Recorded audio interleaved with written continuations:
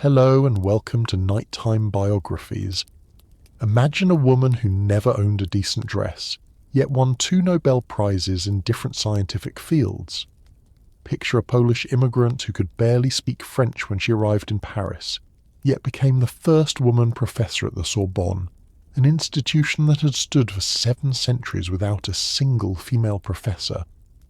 Consider a mother of 2 daughters who worked with substances so dangerous they would eventually kill her, whose laboratory notebooks are still too radioactive to handle safely more than a century later, yet who revolutionized our understanding of matter itself and saved countless lives through her discoveries.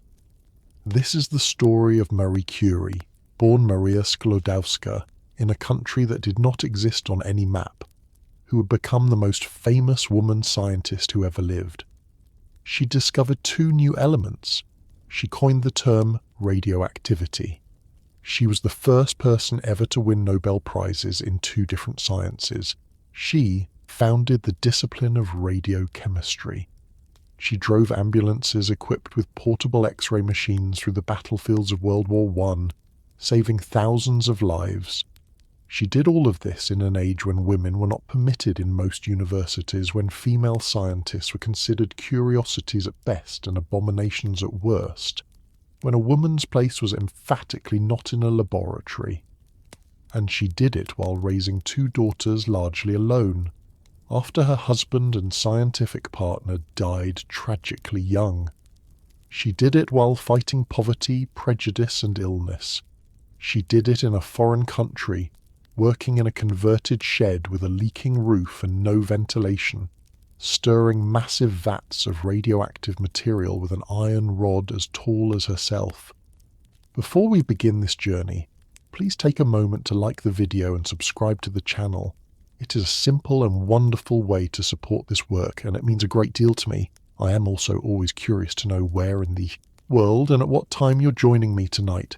So please leave a comment and tell me where you're watching from. And now, settle in. Let the noise of the modern world fade away.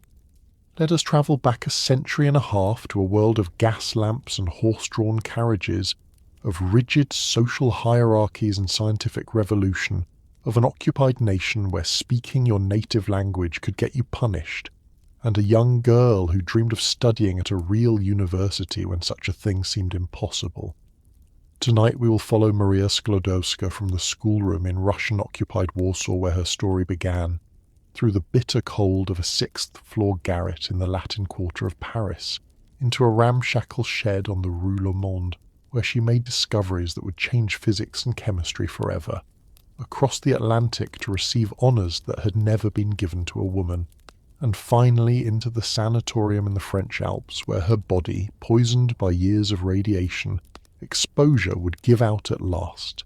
It is a story of genius and determination, of sacrifice and triumph, of a mind so brilliant and a will so fierce that no barrier could stop it. Marie Curie lived for 66 years, and in that time she accomplished more than most institutions. She proved that atoms were not indivisible. She showed that radioactivity was an atomic property. She isolated radium and polonium. She established the field of radiochemistry. She trained a generation of scientists. She brought X-rays to the battlefield and saved countless lives. How did she do it? How did a girl from occupied Poland, with no money, no laboratory, and no right to attend university in her own country, become the first woman to win a Nobel Prize, the first person to win 2 Nobel Prizes, and the only person ever to win Nobel Prizes in 2 different sciences? That is the question we will answer tonight. But before Marie Curie became a legend, she was simply Maria Sklodowska, the youngest, daughter of a teacher in Warsaw, born into a world determined to crush Polish dreams and Polish identity. Her story begins not in triumph, but in the shadow of Russian occupation, in a family that valued education above all else, even as the occupiers tried to stamp out that very hunger for knowledge. Warsaw in 1867 was a city caught between memory and erasure. The Russian Empire had absorbed much of Poland in the partitions of the late 18th century, carving up what had once been one of Europe's great kingdoms among Russia, Prussia and Austria. By the time Maria Sklodowska was born on November 7th of that year, Poland had ceased to exist as an independent nation for more than 70 years. Yet the Poles had not forgotten. They had rebelled repeatedly, desperately, futilely. The November Uprising of 1830, the Krakow Uprising of 1846, and most recently, most devastatingly, the January Uprising of 1863, just 4 years before Maria's birth. The January Uprising had begun with hope. Polish patriots, convinced that this time would be different, had taken up arms against the Russian occupiers. For months they fought, using guerrilla tactics, striking from forests and villages, keeping the dream of independence alive. But the Russian response was overwhelming and merciless. By 1864, the uprising was crushed. The leaders were executed or exiled to Siberia. And the Russian authorities, determined that there would never be another uprising, imposed a regime of cultural annihilation. It was called Russification, and it was systematic, deliberate, and ruthless. The Polish language was banned in schools, in government offices, in public spaces. Children were forced to learn in Russian, to recite Russian history, to sing hymns praising the Tsar. Polish teachers who dared to speak Polish in their classrooms were dismissed, imprisoned, or exiled. Polish books were confiscated and burned. Speaking Polish became an act of resistance. Polish history, the great sweep of kings and queens, battles and triumphs, the Commonwealth that had once stretched from the Baltic to the Black Sea, all of it was forbidden. Students were taught instead that Poland had never truly existed, that it had always been a backward region destined to be absorbed by greater powers, that Russian rule was a civilizing force bringing order to chaos. Polish literature, the poetry and novels that expressed the soul of the nation, was banned.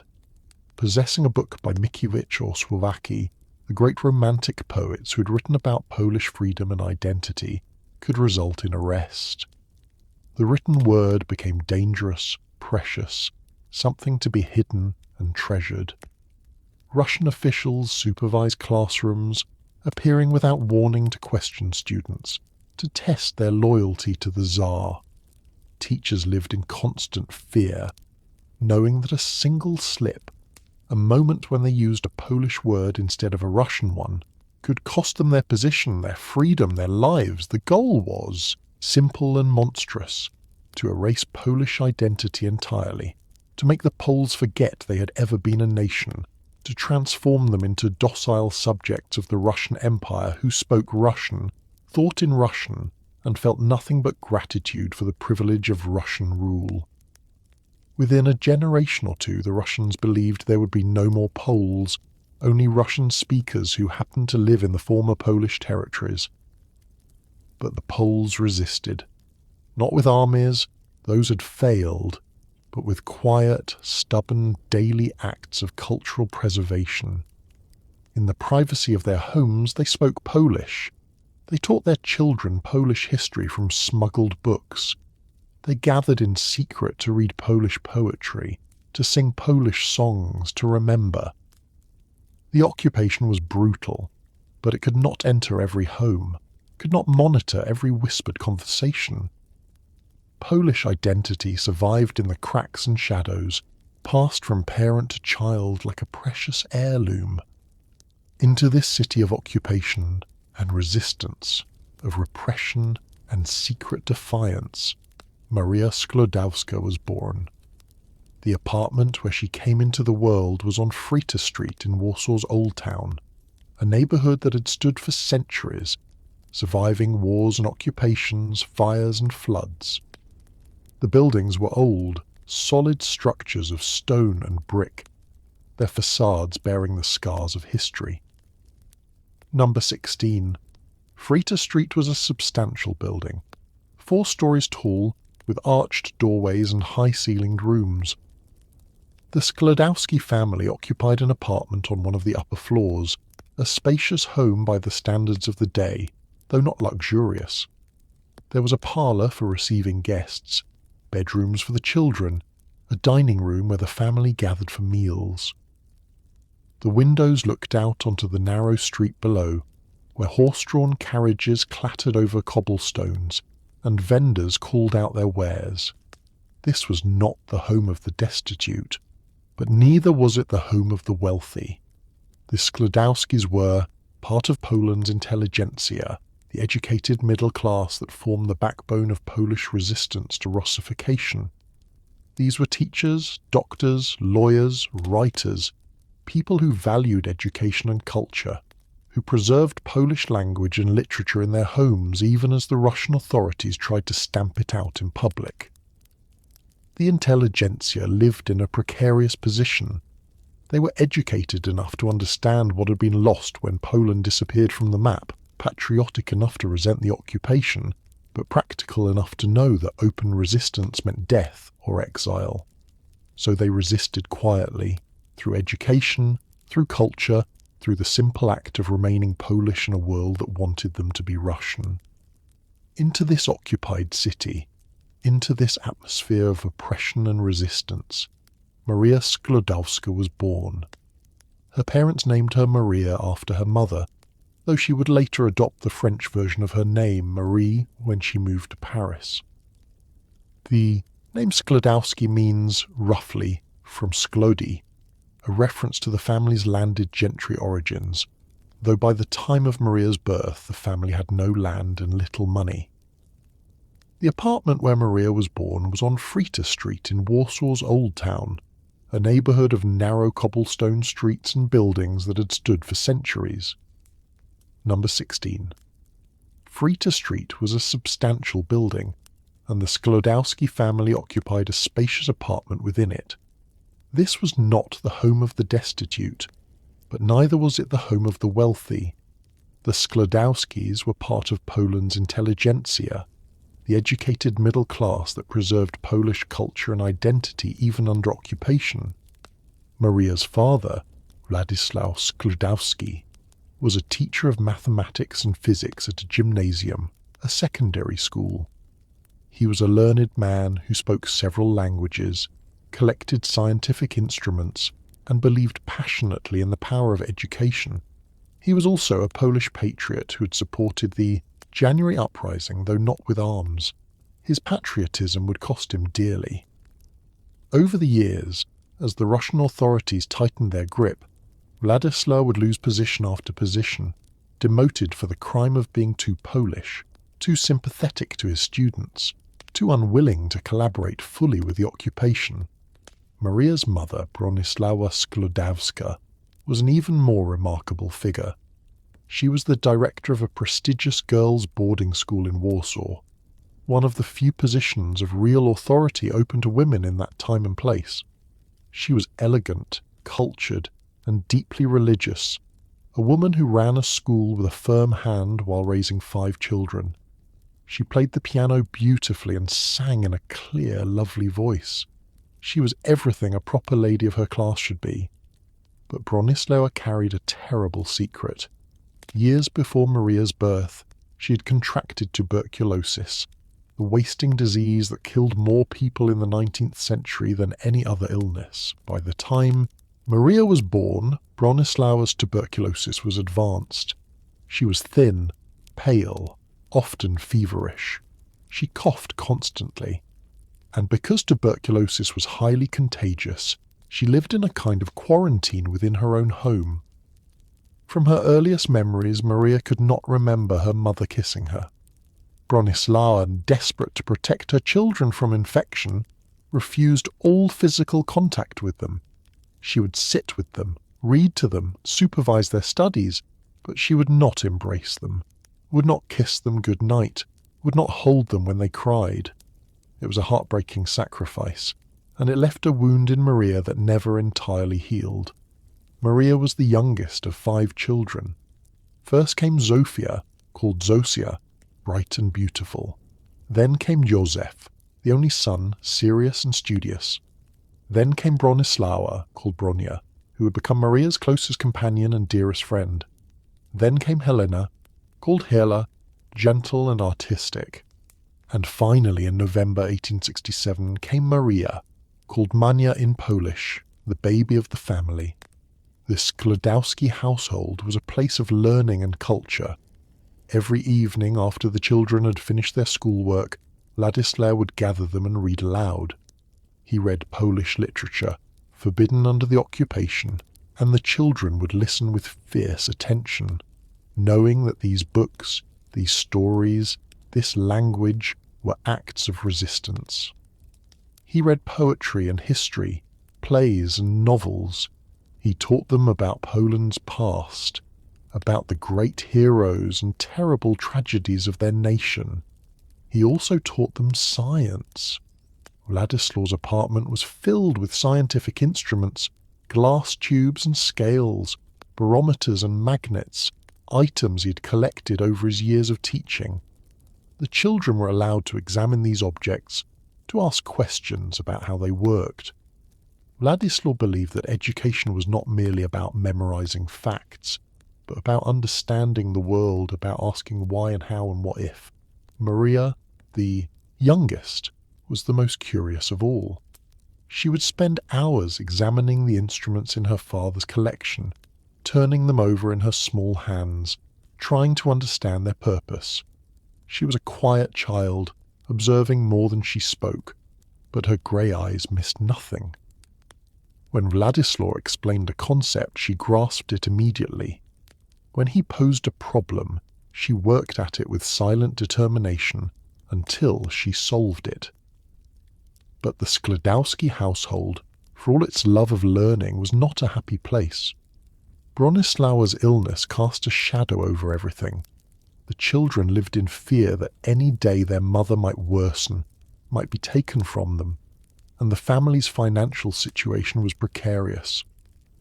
Wladyslaw's patriotism had made him suspect in the eyes of the Russian authorities, and he had been demoted repeatedly, each demotion bringing a smaller salary, a less prestigious position. By the time Maria was 6 years old, the family had been forced to move from their spacious apartment to smaller quarters, and then smaller still. Wladyslaw, desperate to make ends meet, had taken in boarders, boys from the country whose families paid for them to attend school in Warsaw. The apartment was crowded, noisy, chaotic. Privacy vanished. Maria, who craved quiet and solitude, had nowhere to retreat. And then the tragedies began. In January 1876, when Maria was 8 years old, her oldest sister Zofia contracted typhus from one of the boarders. The disease struck suddenly and savagely. Zofia, just 14 years old, beautiful and brilliant, was dead within days. The family was shattered. Wladyslaw, who had brought the boarders into their home, was consumed with guilt. Bronislawa, already fragile, seemed to crumble. And 2 years later, in May 1878, Bronislawa herself died. Tuberculosis, which had stalked her for years, finally claimed her. She was 42 years old. Maria was not yet 11. The death of her mother was the defining trauma of Maria's childhood. Years later, she would write that she had cried for days, unable to comprehend that her mother was truly gone, unable to accept that she would never again hear her mother's voice, never receive the embrace that had been withheld her entire life. Bronislawa's death also shook Maria's faith. Her mother had been deeply religious, attending church regularly, praying constantly. And God had not saved her. God had not spared Zofia. Maria, young as she was, began to question the religion that had been so central to her mother's life. She would later describe herself as agnostic, unable to believe in a God who would allow such suffering. But if Maria lost her faith in God, she found something to replace it. Faith in knowledge, in science, in the power of the human mind to understand the world. Education became her religion. Learning became her salvation. And the dream that began to form in her mind, even as a child, was the dream of going to university, of becoming a scientist, of adding to the sum of human knowledge. It was an impossible dream. There was no university in Russian-occupied Poland that admitted women. The nearest university that did was in Paris, and Paris might as well have been on the moon for a girl with no money and no prospects. But Maria Sklodowska was not a girl who accepted impossibility. Maria's education began early and intensely. At 4 years old, she taught herself to read, astonishing her family by picking up her older sister's primer and working through it on her own. By 5, she was reading adult books, devouring anything she could find. Her father, recognizing her exceptional abilities, encouraged her, bringing home books from the school where he taught, guiding her through mathematics and science.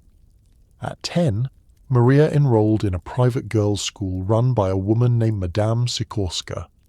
The school was a curious institution, operating in the shadow of Russian censorship. Officially, it taught only what the occupation permitted, but Madame Sikorska, like so many Polish educators of that era, was a master of quiet resistance. In secret, hidden from the Russian inspectors who might arrive at any moment, she taught Polish history, Polish literature, the Polish language. Madame Sikorska herself was a remarkable woman, one of the few female school directors in Warsaw, a position she had fought hard to attain, and defended fiercely against Russian attempts to close her school. She was in her 40s when Maria knew her, a stern but fair woman who believed passionately that education was the key to Polish survival.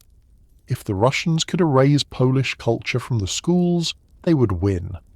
If Polish educators could preserve that culture in secret, passing it from generation to generation, Poland would survive. The school occupied a building not far from Frita Street, close enough that Maria could walk there each morning. The classrooms were on the upper floors, large rooms with high ceilings and tall windows that let in the northern light. The students, perhaps 60 girls in all, sat at wooden desks arranged in rows, their slates and copybooks before them. The day began officially with Russian language instruction. The students would recite Russian verbs, read from Russian primers, answer questions in Russian about Russian history and geography. They learned about the great Tsars, about the glory of the Russian Empire, about their privilege in being part of such a magnificent nation. They learned these lessons well, too well, because their survival depended on it. But after the Russian lessons came the real education. Madame Sikorska had installed a system of lookouts, trusted students posted at the windows and in the hallways, watching for the approach of Russian inspectors. The inspectors came irregularly, sometimes weekly, sometimes not for months, always unannounced. The goal was to catch the schools teaching forbidden subjects, to find evidence of resistance. When the lookout spotted an inspector approaching, usually recognizable by his uniform and official bearing, she would give a signal. Perhaps a particular knock on the classroom door, perhaps a bell rung in a certain pattern, perhaps simply a word called out. Instantly the forbidden books would vanish. Each desk had a hidden compartment, and into these the Polish books would go, replaced with the approved Russian texts. The teacher would switch mid-sentence from Polish to Russian, from teaching Polish history to Russian history, from discussing Polish poetry to Russian poetry. When the inspector entered, he would find a classroom of the girls dutifully studying Russian, utterly loyal to the Tsar. Maria excelled at this dangerous game. She was a brilliant student, perhaps the most brilliant Madame Sikorska had ever taught. She absorbed knowledge with frightening speed, whether it was Russian lessons or Polish ones. Mathematics, literature, history, languages. She mastered them all. Her memory was extraordinary. She could read a page of text once and recite it back perfectly. She could solve complex mathematical problems in her head, working through the steps mentally while other students struggled with slate and chalk. Languages came to her naturally. She already spoke Polish and Russian fluently. By 12, she was reading French literature in the original French, German philosophy in German, English novels in English. She taught herself these languages largely from books, reading grammar texts and literature simultaneously, absorbing vocabulary and structure through immersion. But it was mathematics and science that truly captured her imagination. Her father, Wladislaw, had taught her the basics of arithmetic and geometry when she was very young, and she had loved the clarity and logic of it, the way mathematical problems had definite answers that could be proven. There was no ambiguity in mathematics, no room for opinion or interpretation. 2 plus 2 was 4, always and forever, regardless of what any Russian inspector might say. As she grew older and her mathematical abilities developed, she moved on to algebra, trigonometry, and the beginnings of calculus. Her father would bring home textbooks from the gymnasium where he taught, and Maria would work through them on her own, solving problem after problem, pushing herself to understand ever more complex concepts. Science was equally fascinating. Her father's collection of scientific instruments, those glass tubes and balances and magnets he had acquired over years of teaching, were like holy relics to young Maria. She would examine them for hours, trying to understand their purpose and function. When her father explained the principles behind them, the physics of mechanics or optics or magnetism, Maria felt a thrill of recognition. The world operated according to laws, invisible but discoverable laws, and these instruments were tools for uncovering those laws.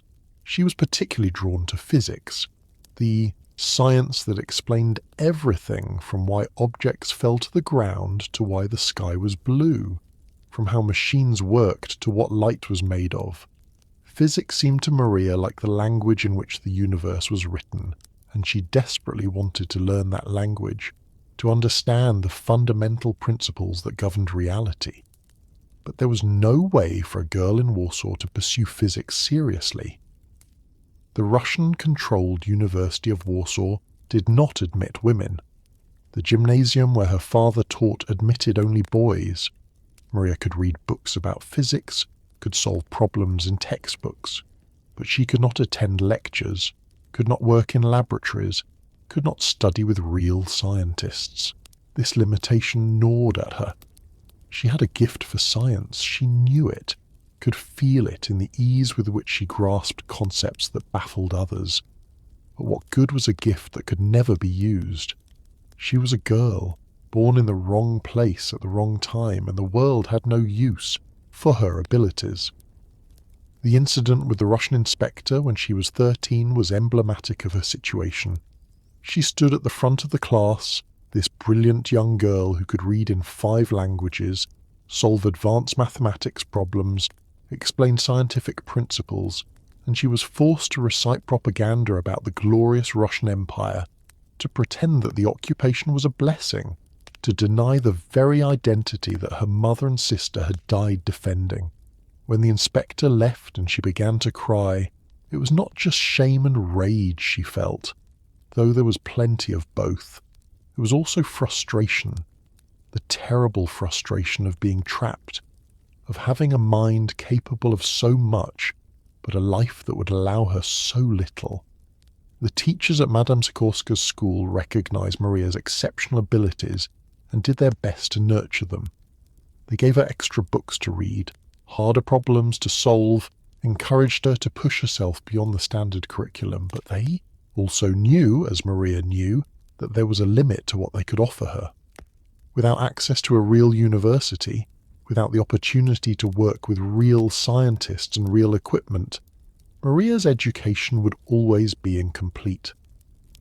Maria graduated from the gymnasium in 1883, having completed the full secondary course of study. The graduation ceremony was held in a large hall, with the students in their best dresses and the parents in attendance. Maria stood on the stage to receive her gold medal, awarded to the top student in the class, and she felt simultaneously proud and hollow. She had worked so hard, achieved so much, and it meant almost nothing. The gold medal could not get her into university. The gold medal could not change the fact that she was a woman in occupied Poland with no money and no prospects. After graduation, she was supposed to figure out what to do with her life. For boys in her position, the path was clear. University, then a profession. For girls, the options were limited. Marriage, perhaps teaching in a girls' school if you were educated, or domestic service if you were not. Marriage required a dowry and connections, neither of which Maria possessed. Teaching in a girls' school required connections as well, and the positions were few and poorly paid. Maria, exhausted from years of intensive study and mourning the deaths of her mother and sister, decided to take a break. In the summer of 1883, she went to stay with relatives in the countryside in a small village where life moved at a slower pace, and the Russian occupation felt less oppressive. It was the first time in her life that she allowed herself to simply exist without striving, without studying, without constantly pushing herself towards some distant goal. She attended parties and dances, activities she had never had time for in Warsaw. She flirted with local boys, went for long walks in the forests, picked wild flowers, swam in the river. She was briefly a normal teenage girl, enjoying the simple pleasures of youth. One local boy, a cousin or family friend, became particularly attentive, and Maria found herself enjoying his attention. They would go for walks together, talk for hours about nothing important, laugh at silly jokes. It was pleasant, comfortable, and utterly devoid of intellectual substance. After a few weeks, Maria found herself growing restless. She enjoyed the relaxation, but she missed learning, missed the satisfaction of solving a difficult problem, missed having something meaningful to work toward. By the autumn, she was back in Warsaw, and the question of her future had become urgent. She was 17 years old, highly educated, and going absolutely nowhere. Poland offered her nothing. Paris offered everything. The Sorbonne admitted women, though in very small numbers, and Paris was home to some of the greatest scientists in Europe. But Paris was impossible. It might as well have been on the moon. Her father had no money. Family was barely surviving on his meagre salary.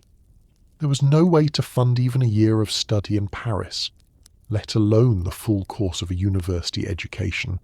And then her older sister Bronia proposed a plan, a pact between sisters that would change both their lives. Bronia wanted to study medicine, to become a doctor. Like Maria, she could not do this in Poland. Like Maria, she had no money. But Bronia had an idea, desperate and ambitious, but possible. Maria would work as a governess, taking a position in a wealthy household and sending her earnings to Bronia in Paris. Bronia would use that money to pay for medical school. It would take years, 4 years at minimum for medical school, possibly longer. When Bronia finished her studies and established herself as a doctor, she would in turn support Maria, allowing her to come to Paris and study at the Sorbonne. It would require immense sacrifice from both sisters. Maria would have to defer her dreams for years, would have to live in someone else's home, subject to someone else's rules, earning barely enough to survive while sending most of her wages to Bronia. Bronia would have to live on almost nothing in Paris, studying medicine while surviving on the meagre funds Maria could send. But it was possible, and possibility was all Maria needed. In September 1885, at the age of 17, Maria Sklodowska took a position as a governess in Warsaw. It was the beginning of what she would later call the cruelest years of her life.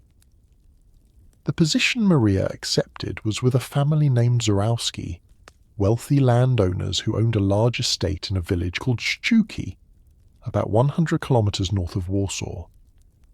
The Zurowskis had several children who needed instruction, and they hired Maria to teach them. The salary was modest but sufficient for Maria's needs. She would live with the family, receive room and board, and send nearly all her wages to Bronia in Paris. Maria arrived at Szczuki in late 1885 to find a world utterly different from anything she had known. The Zurowski estate was vast, a manor house surrounded by fields and forests, a self-contained world where the family lived in comfort while the local peasants worked the land. It was, in miniature, the old feudal Poland that the partitions had destroyed, preserved here in this isolated corner of the countryside. The Zurowskis were kind enough to Maria, treating her not quite as a servant, but certainly not as an equal. She was educated, intelligent, clearly above the station of a typical governess, and this made her position awkward. She ate meals with the family but was not included in their social gatherings. She taught the children but was expected to defer to their parents in all things. She was neither servant nor guest, but something in between, a liminal figure in a household that did not quite know what to make of her. Maria threw herself into teaching. She was responsible for the education of the two oldest Zurowski daughters, girls of perhaps 12 and 14, and she taught them with the same intensity her father had brought to her own education. She instructed them in mathematics and literature, history and languages. She spoke to them in Polish, teaching them pride in their language and culture, though she was careful to ensure they also learned Russian and German, the languages that would be required of them in occupied Poland. But teaching the Zurowski children was not Maria's only work. The village of Sztuki was poor, and the local peasant children had no school, no education whatsoever. Most were illiterate, destined to work the land as their parents did, trapped in ignorance and poverty. Maria looked at these children and saw a chance to do something meaningful. She began teaching them secretly. Every evening, after her duties to the Zurowski children were complete, she would gather the peasant children in a small room and teach them to read and write in Polish. It was illegal, of course. Teaching Polish to peasant children was exactly the sort of nationalist activity the Russian authorities wanted to stamp out. If Maria had been caught, she could have been arrested, imprisoned, exiled to Siberia. But she did it anyway. Night after night she taught children whose parents could not read, children who had never held a book, children for whom education was the only hope of escaping the grinding poverty of rural life. She did it for free, refusing any payment, considering it her patriotic duty. Years later she would describe this as one of the most rewarding things she ever did. Yet for all the satisfaction she found in teaching, Maria was desperately lonely. She missed her family. She missed Warsaw. She missed conversation with people who understood her, who shared her love of learning.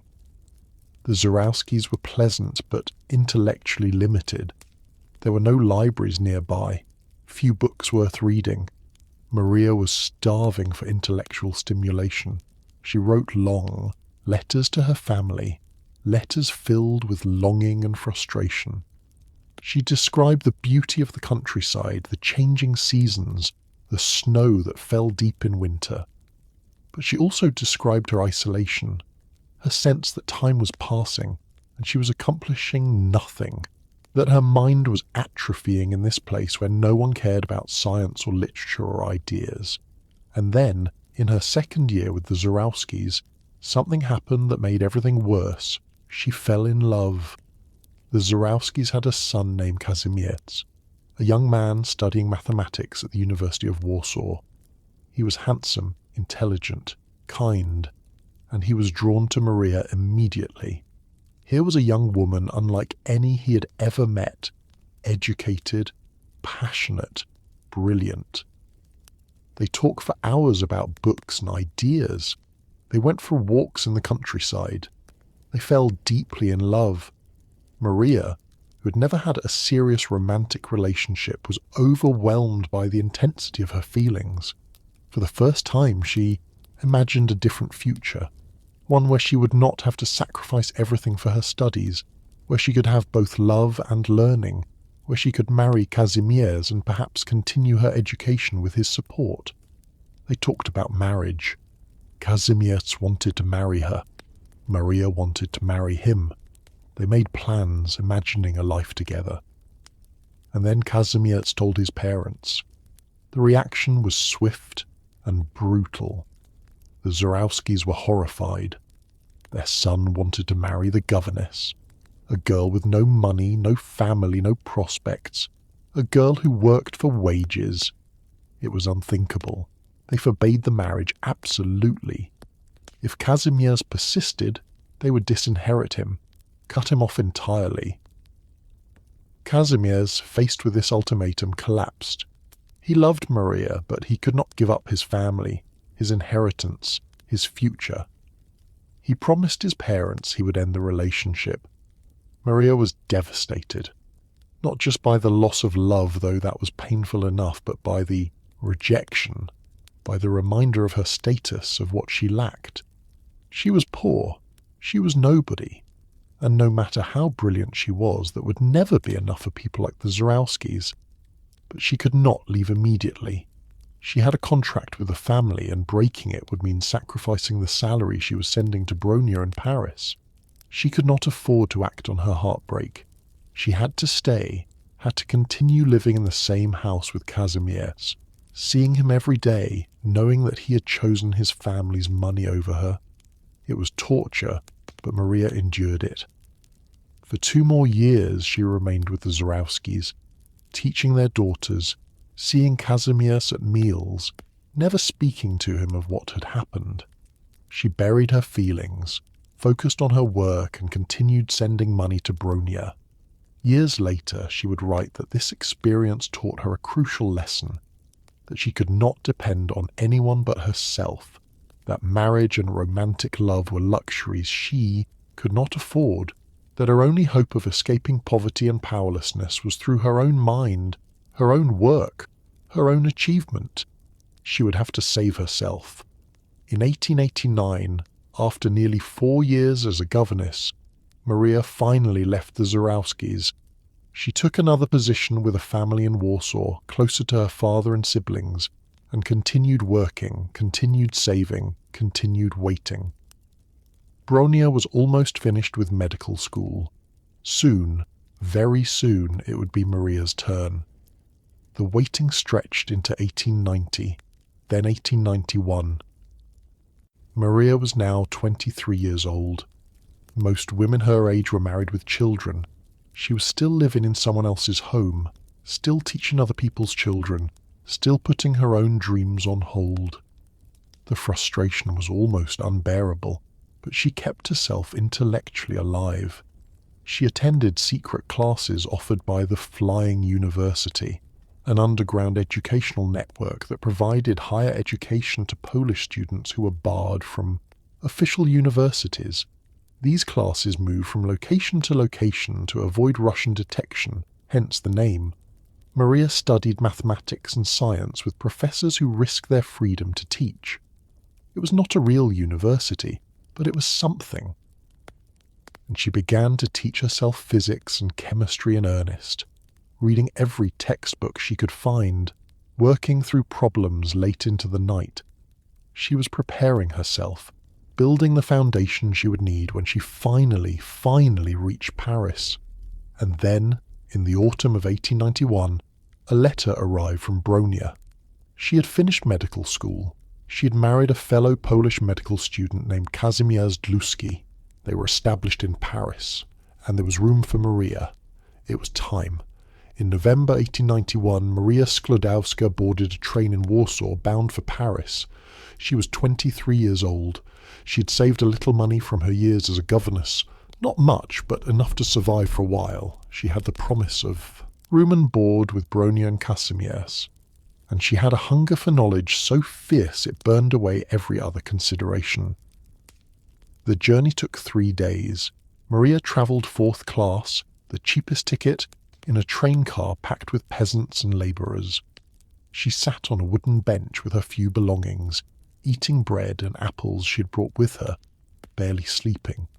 She crossed the German lands, then entered France, watching the landscape change through the window. And on a cold November day in 1891, Maria Sklodowska stepped off the train at the Gare du Nord in Paris and began the most important phase of her life. Paris in the 1890s was the intellectual capital of Europe. The city hummed with new ideas, new movements, new possibilities. The Impressionists had revolutionized painting. Poets and novelists gathered in cafes to argue about art and philosophy. Scientists at the Sorbonne and other institutions were pushing the boundaries of chemistry and physics, making discoveries that would transform the world. And into this city of light and learning came a young Polish woman who spoke barely passable French, who had almost no money, who knew no one except her sister, but who was determined to become a scientist. Maria registered at the Sorbonne as Marie Sklodowska, adopting the French version of her first name. She enrolled in the Faculty of Sciences to study physics. She was one of perhaps 30 women in a student body of thousands, and she was certainly the only woman in most of her classes. The other students stared at her, whispered about her. A woman studying physics was a curiosity, barely acceptable. But Marie did not care about their stares or whispers. She had not come to Paris to make friends. She'd come to learn. She attended every lecture, sat in the front row, took meticulous notes. The professors at the Sorbonne were among the finest in Europe, and they taught physics at a level Marie had never encountered. She was exhilarated and overwhelmed. Her French was poor, and she struggled to follow the lectures at first. Her mathematical preparation, cobbled together from textbooks and underground classes, had gaps. She had to work twice as hard as the French students just to keep up. So she worked twice as hard, then 3 times as hard. Marie quickly realized that living with Bronia and her husband was not conducive to study. Their apartment in the Latin Quarter was warm and comfortable, filled with Polish expatriates who gathered in the evenings to talk and argue and socialize. Bronia and Kazimierz were kind and welcoming, always inviting friends over, always trying to include Marie in their social life. But Marie did not want social life. She wanted silence and solitude so she could study. The conversations, however interesting, were a distraction.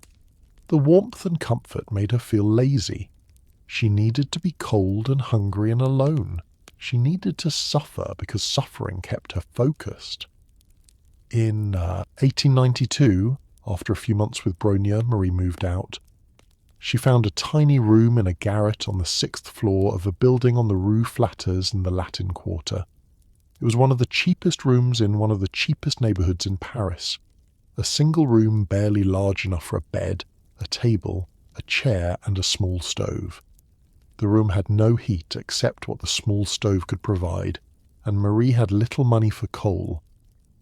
In the brutal Paris winters, the temperature in the room often dropped below freezing. Marie would wake to find ice in the bowl of water she kept by her bed. She wore every piece of clothing she owned to bed, piling her coat and spare dress over the thin blanket.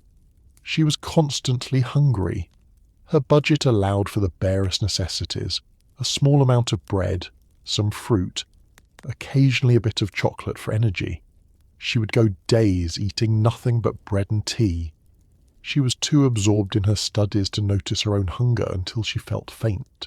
On several occasions, she collapsed from malnutrition. Bronia would find her, unconscious on the floor of her garret, and force her to come home, to eat a proper meal, to rest.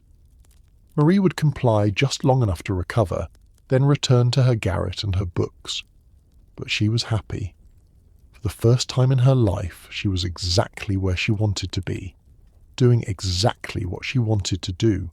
She was learning physics from the greatest minds in Europe.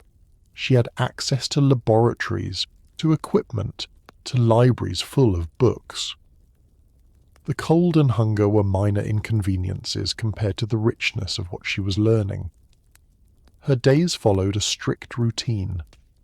She woke early, ate a piece of bread, and walked to the Sorbonne.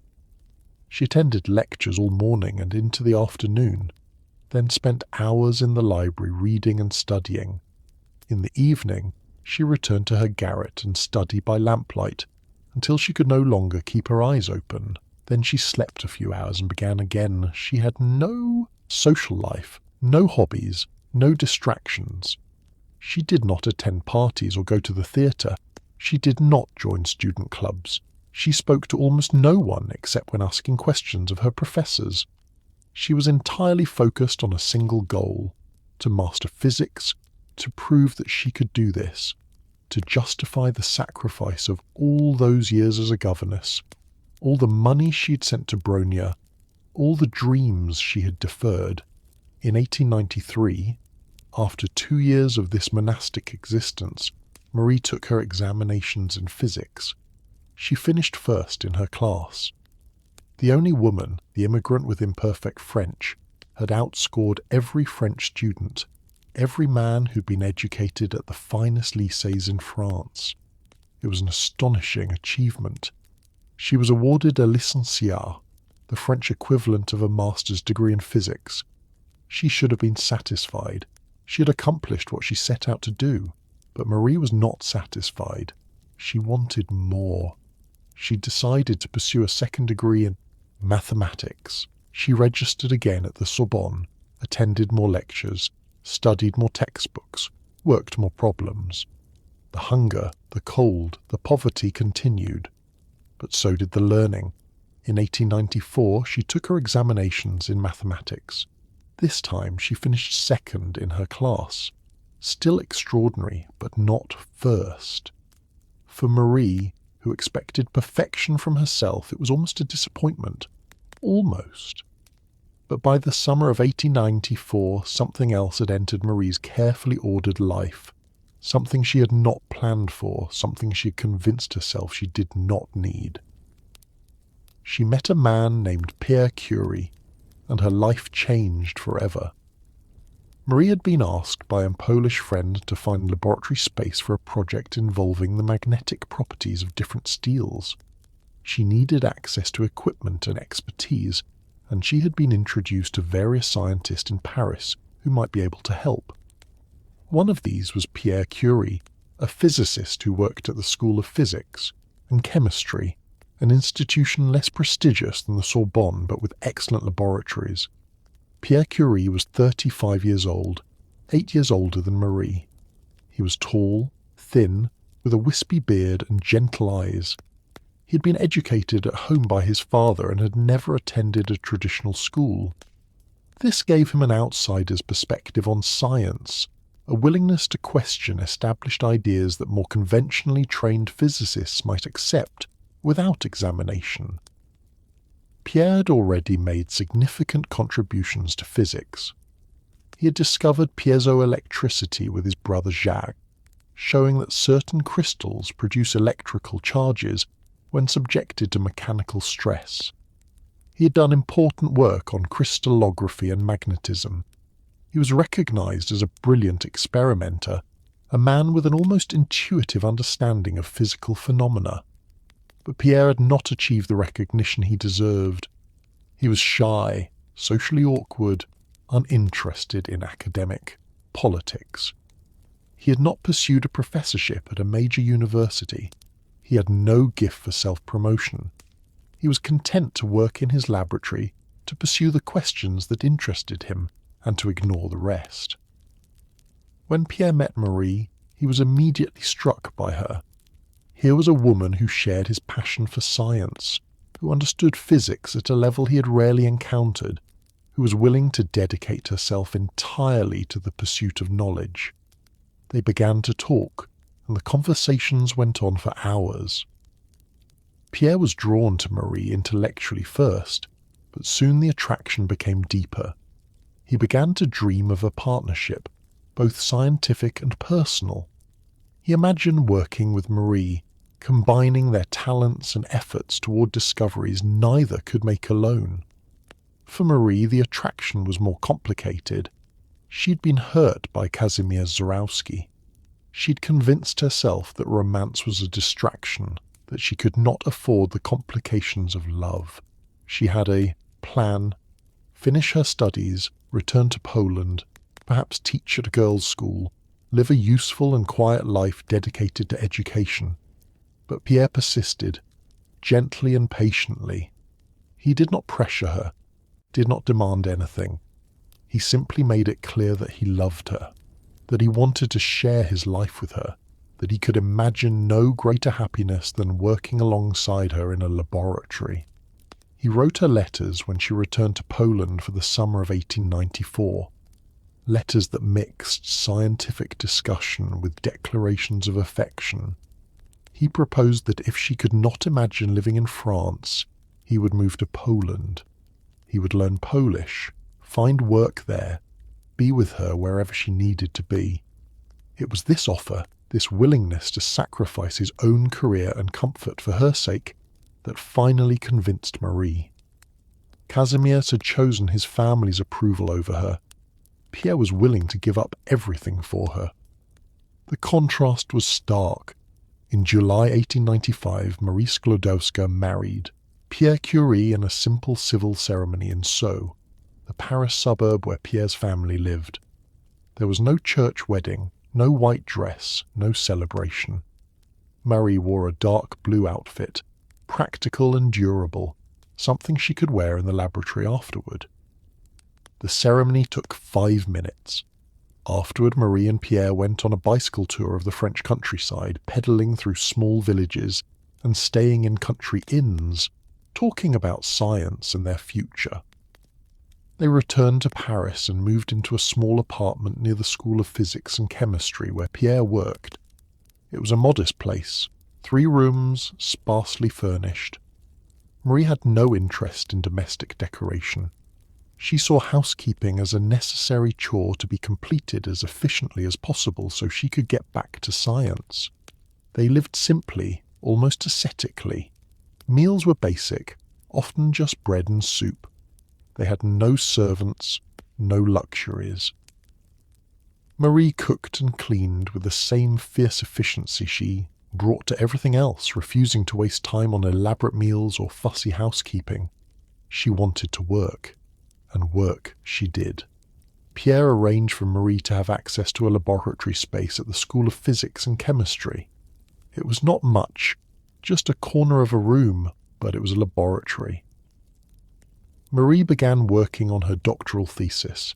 She needed a research topic, something original and significant, something that would allow her to make a real contribution to science.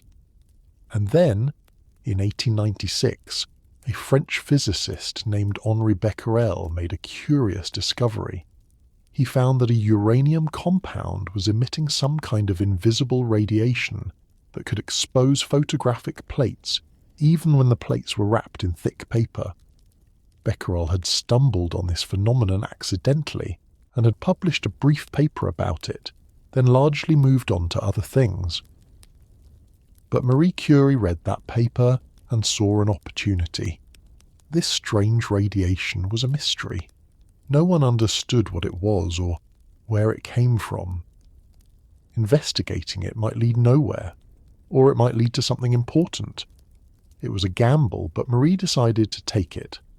She would study this mysterious radiation from uranium and try to understand its nature. It was the decision that would define her life and change science forever. Marie began her investigation of uranium radiation in late 1897. She set up her work in a small ground-floor room at the School of Physics and Chemistry where Pierre worked. It was not really a laboratory, more of a storage room that had been cleared out for her use. It was cold, damp, and poorly ventilated, but it had a stone floor suitable for heavy equipment, and that was enough. Pierre had developed an extremely sensitive instrument called an electrometer, and Marie used this to measure the radiation being emitted by different uranium samples. The principle was simple. The radiation made the air slightly conductive, and the electrometer could detect this conductivity with great precision. By measuring how conductive the air became in the presence of different samples, Marie could quantify the strength of the radiation. She worked methodically, testing sample after sample. First, she confirmed Becquerel's results. Uranium compounds did indeed emit radiation. Then she made her first important discovery. The amount of radiation depended only on the amount of uranium in the sample, not on what compound the uranium was part of. Whether the uranium was in a salt, an oxide, or a pure metal, it emitted the same amount of radiation for the same amount of uranium. This was significant. It suggested that the radiation was coming from the uranium atoms themselves, not from any chemical reaction or molecular structure. It was an atomic property. This was a revolutionary idea. At the time, atoms were still considered the smallest indivisible units of matter. The idea that atoms had internal structure, that they could emit energy spontaneously, challenged fundamental assumptions about physics. Marie pressed on. She began testing other elements to see if any besides uranium emitted radiation. She tested dozens of elements and compounds. Most emitted nothing. But then she tested thorium and found that it too emitted radiation similar to uranium. She had discovered a second radioactive element, and she coined the term radioactive to describe this property. The word was her invention, and it entered the scientific vocabulary immediately. But the most important discovery came when Marie tested pitchblende, a uranium ore. Logically, pitchblende should have emitted radiation proportional to its uranium content. But when Marie measured it, she found that pitchblende was far more radioactive than its uranium content could account for. Some pitchblende samples were 2 or 3 or even 4 times more radioactive than pure uranium. There was only one possible explanation. Pitchblende must contain another element, something besides uranium, something highly radioactive that was present in tiny quantities, an unknown element. Marie reported this finding to Pierre, who was immediately intrigued. The discovery of a new element would be a major achievement. Together, they decided to find it. Pierre set aside his own research on crystals and joined Marie in her investigation. They made a formidable team.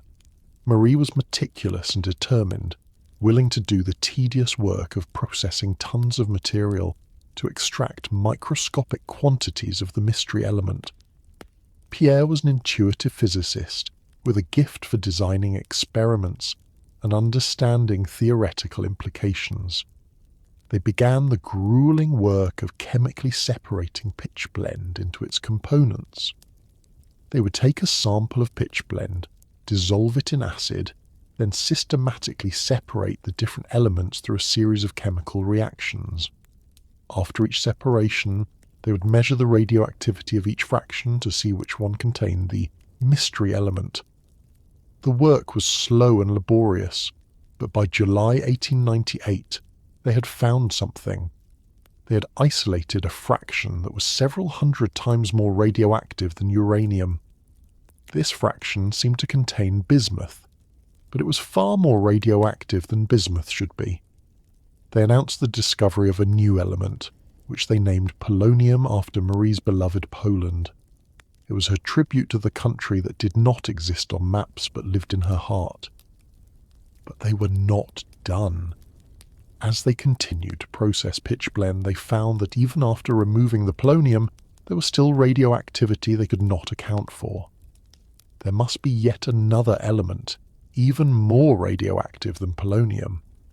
In December 1898, they announced the probable existence of this second new element, which they named radium, from the Latin word for ray. But probably was not enough.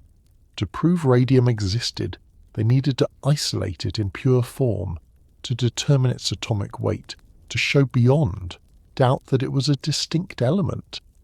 This would require processing enormous quantities of pitchblende.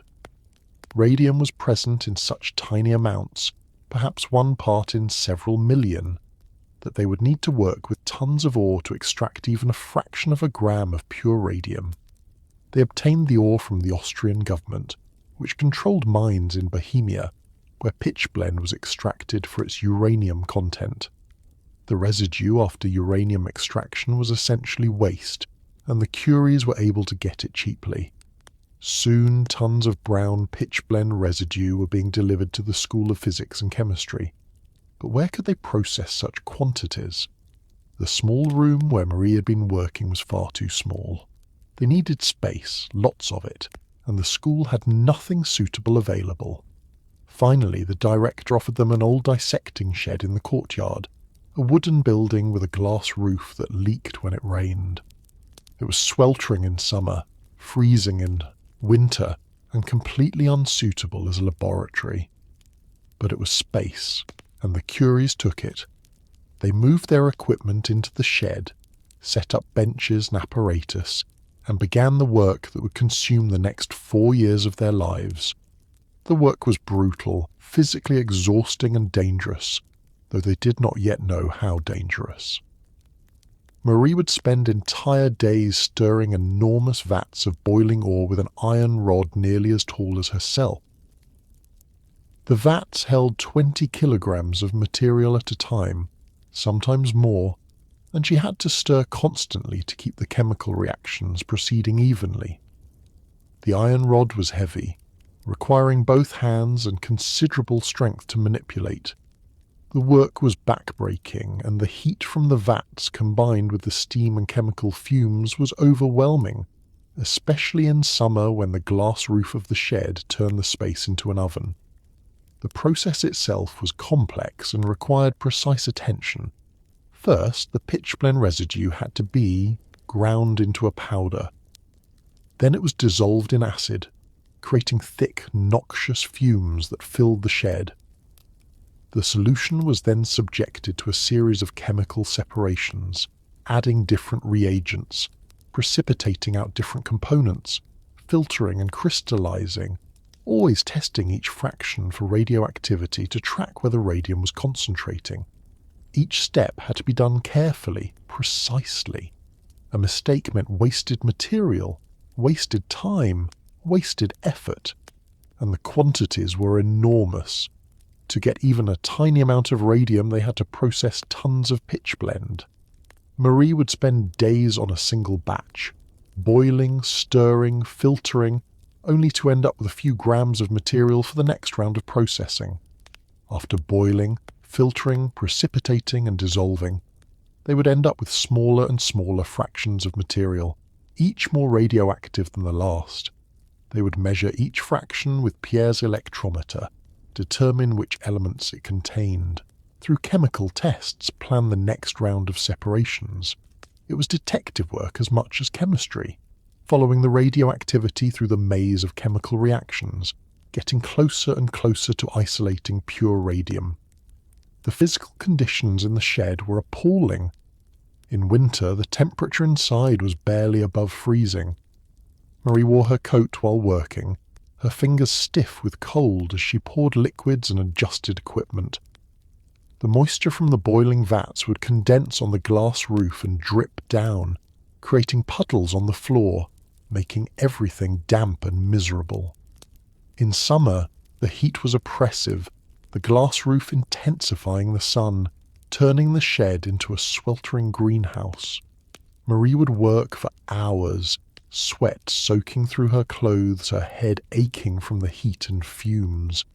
The shed had no ventilation, no fume hoods, no safety equipment of any kind. When Marie boiled acids or worked with volatile chemicals, the fumes simply filled the space. She would open the door for air, but there was no way to truly clear the atmosphere. She breathed these fumes for hours every day, breathing in acids and radioactive dust, her lungs and throat burning, coughing frequently. Marie and Pierre worked with radioactive materials with their bare hands, not understanding the danger. They had no concept of radioactive contamination or long-term exposure effects. They simply worked, handling the substances directly, stirring them, pouring them, tasting them occasionally when they needed to identify compounds by their chemical properties, the way chemists had always worked. The radioactive materials contaminated everything they touched. Their clothes became radioactive, their hands and faces became contaminated. They would go home at the end of the day carrying radiation with them, tracking it into their apartment, exposing themselves and their daughter to levels that would be considered catastrophic today. But they did not know, and in their ignorance, they found beauty in what was killing them, The radium and polonium preparations glowed in the dark, emitting a soft, ethereal blue-green light. This phosphorescence was caused by the radiation exciting the air molecules around the sample, making them emit visible light. It was beautiful, magical, unlike anything most people had ever seen. Marie would sometimes walk into the shed at night, when the lamps were out and the city was dark, and she would see jars and tubes glowing on the shelves, little points of light scattered through the darkness. She wrote later that these glowing tubes looked like faint fairy lights, beautiful and mysterious. She had no idea they represented death, that each glowing jar was emitting radiation that was tearing apart her cells, damaging her DNA, destroying her bone marrow. She would stand in the dark shed surrounded by these glowing samples and feel a sense of wonder and accomplishment. This was the fruit of their labour, the physical manifestation of a new force in nature, something that had always existed but that humanity had never perceived before. It was, in its way, a religious experience, standing in the presence of something fundamental and eternal. Pierre shared her sense of wonder. He would sometimes carry a small tube of radium solution in his pocket so he could show it to friends and colleagues, pulling it out in a darkened room and revealing its ghostly glow. It became something of a party trick, this glowing liquid that seemed to violate the normal laws of matter. People were amazed, delighted, fascinated. No one thought it might be dangerous. The radiation from these samples was intense enough to feel. Marie and Pierre both noticed that their hands became irritated after handling radioactive materials for extended periods. The skin would redden, become sensitive, sometimes blister. Pierre deliberately exposed a small area of his skin to intense radiation from a radium sample to see what would happen. A wound formed, took weeks to heal, and left a permanent scar. They documented this effect, noting that radium could destroy living tissue, but they did not make the connection between these localized effects and the possibility of systemic damage. They thought radiation was a local phenomenon, that as long as you were not directly touching the radioactive material or holding it near your skin for extended periods, you were safe. They did not understand that radiation permeated the air around radioactive samples, that it penetrated their bodies, that cumulative exposure over months and years could be deadly. So they kept working day after day, month after month. The shed became their world, the place where they spent most of their waking hours. They developed a rhythm, a routine. Marie would arrive early, start the day's work, prepare the materials for processing. Pierre would join her, and they would work together, sometimes talking through problems, often working in companionable silence, each knowing what needed to be done without discussion. They measured everything meticulously, keeping detailed records of each step, each measurement, each result. Marie filled notebook after notebook with data, recording the radioactivity of each fraction, the chemical composition, the next steps to be taken. These notebooks, preserved now in the Bibliothèque Nationale in Paris, remain too radioactive to handle safely more than a century later. They must be kept in lead-lined boxes, and researchers who wish to consult them must sign liability waivers and wear protective equipment. The work was also expensive. The chemical reagents, the fuel for heating, the equipment, all cost money the Curies did not have. Pierre was still working his regular job at the School of Physics and Chemistry, earning a modest salary. Marie was not employed at all. They lived frugally, spent nothing on luxuries, and poured every spare franc into their research. And then, in September 1897, Marie had given birth to a daughter, Irene. Motherhood added another layer of complexity to Marie's life. She loved her daughter fiercely, but she also resented the time that childcare took from her work.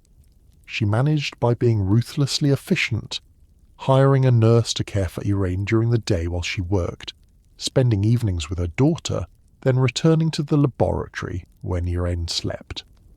Pierre's father, Eugène Curie, moved in with them to help with childcare. Eugène was a doctor, a gentle and kind man who adored his granddaughter and supported his son and daughter-in-law's unconventional life. With his help, Marie was able to continue her work without entirely sacrificing her role as a mother. The years from 1898 to 1902 were years of grinding labour. Marie and Pierre worked together in the shed day after day, month after month, processing pitch blende, running tests, refining their procedures. The work was monotonous and exhausting, but they were driven by the knowledge that they were closing in on something extraordinary. Slowly, incrementally, they concentrated the radium. A sample that was 100 times more radioactive than uranium became 1,000 times more radioactive, then 10,000 times.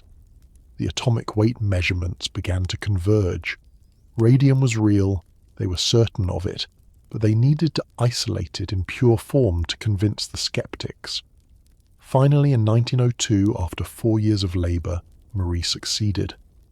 From several tons of pitchblende residue, she isolated 1/10 of a gram of radium chloride. It was a tiny amount, barely visible, but it was pure. She measured its atomic weight precisely, 225. She determined its place in the periodic table. She had proven beyond any doubt that radium was a new element. It was an almost superhuman achievement. She had processed tons of ore by hand, stirring, boiling, filtering, crystallizing. She had performed thousands of chemical operations with meticulous precision, and she had done it while raising a child, managing a household, and enduring the physical toll of working in a freezing, leaking shed with no proper equipment. In 1903, Marie Curie defended her doctoral thesis at the Sorbonne. Her thesis, Research on Radioactive Substances, summarized her work on uranium, thorium, polonium, and radium. The examining committee awarded her a doctorate with highest honors. She was the first woman in France to receive a doctorate in physics. The thesis made waves in the scientific community. Here was not just a competent piece of work, but a transformative one. Marie had discovered 2 new elements. She had coined the term radioactivity and shown it was an atomic property. She had demonstrated that atoms were not indivisible, that they had an internal structure and could spontaneously emit energy. She had opened up an entirely new field of physics. Recognition came quickly. In December 1903, the Royal Swedish Academy of Sciences announced that the Nobel Prize in Physics would be awarded to Henri Becquerel, Pierre Curie, and Marie Curie for their work on radioactivity. It was the first time a woman had ever been awarded a Nobel Prize in any category. There was a twist, though. Initially, the committee had planned to award the prize only to Becquerel and Pierre, omitting Marie entirely. It was Pierre who insisted that Marie's contributions were at least equal to his own, that she had been the driving force behind the research, that without her the discoveries would not have been made. The committee relented, and Marie's name was added. The Nobel Prize brought the Curie's sudden fame. Newspapers around the world ran stories about the husband and wife team who had discovered radium.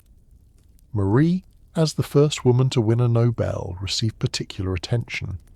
Reporters showed up at their apartment, wanting interviews and photographs. The Curies, who valued their privacy and their work above all else, found the attention intrusive and exhausting. But before we continue with the story of what came after the Nobel Prize, let us pause and consider the woman herself. Who was Marie Curie in her daily life? What was she like as a person, beyond her achievements? Those who knew Marie in these years, when she was in her 30s, at the height of her powers, describe a woman of striking contrasts. Physically, she was small and slight, barely 5 feet 3 inches tall, weighing perhaps 100 pounds. Years of poverty and hard physical labour in the laboratory had left her thin, almost fragile looking, though she was stronger than she appeared. Her hands bore the scars of her work, burns and lesions from handling radioactive materials, fingers stained with chemicals that would not wash clean. Her face was memorable, not beautiful in the conventional sense, but arresting. She had a high, broad forehead, a sign of intelligence in the physiognomy of the era, and grey-blue eyes that were intensely observant. People who met Marie often commented on her eyes, how they seemed to look through you, assessing, analysing, missing nothing. When she was interested in a topic, her eyes would light up, becoming almost luminous. When bored or irritated, they became cold, distant, a wall shutting you out. Her hair was ash blonde, streaked with premature grey from stress and illness, though she was not yet 40. She wore it pulled back in a simple bun, refusing to waste time on elaborate hairstyles. Fashion held no interest for her. She owned perhaps 3 dresses, all dark, practical, chosen for durability rather than style.